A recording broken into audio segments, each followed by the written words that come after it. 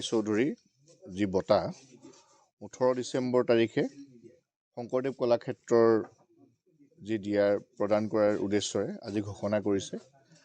আমি বিশ্বনাথবাসীয়ে প্ৰথমে গৌৰৱ অনুভৱ কৰিছোঁ আৰু সদৌ বিশ্বনাথ জিলা ছাত্ৰ সন্থাই আজি যিগৰাকী ব্যক্তি অসমৰ সকলোৰে পৰিচিত পাভৈ গ্ৰীণছৰ আচলতে স্বত্বাধিকাৰ আমাৰ অতি শ্ৰদ্ধাৰ দাদা নীলম দত্ত ডাঙৰীয়াক এই বছৰ সদৌ অসম ছাত্ৰ সন্থাই অম্বিকাগিৰি ৰায়চৌধুৰী বঁটাৰে বিভূষিত কৰিছে।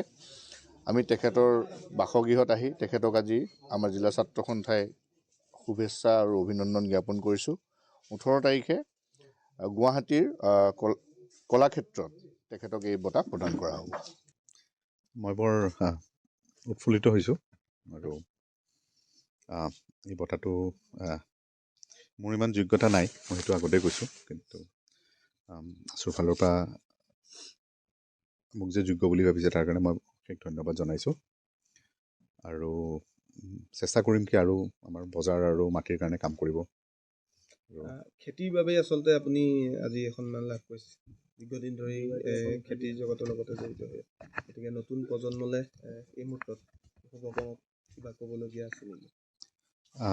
মানে খেতিটো যেন আমাৰ মানুহৰ যোনটো ভাৱধাৰণা বা পাৰচেপশ্যন সেইটো মানে সলনি কৰিব হৈছে।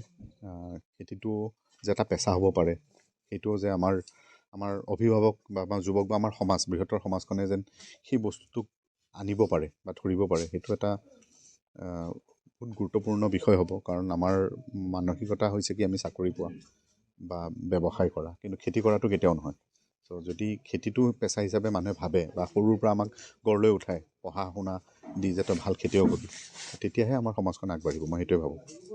যি আচলতে দেখিবলৈ পোৱা গৈছে যে যি খেতি বা অম্বিকাগিৰি ৰায়চৌধুৰীয়ে যিটো কৈছিলে যে পথাৰ আমাৰ বজাৰ আমাৰ, আপুনি কি অনুভৱ কৰে? এতিয়া অসমীয়াৰ হাতত পথাৰ বজাৰ সেইখিনি আছেনে নাই?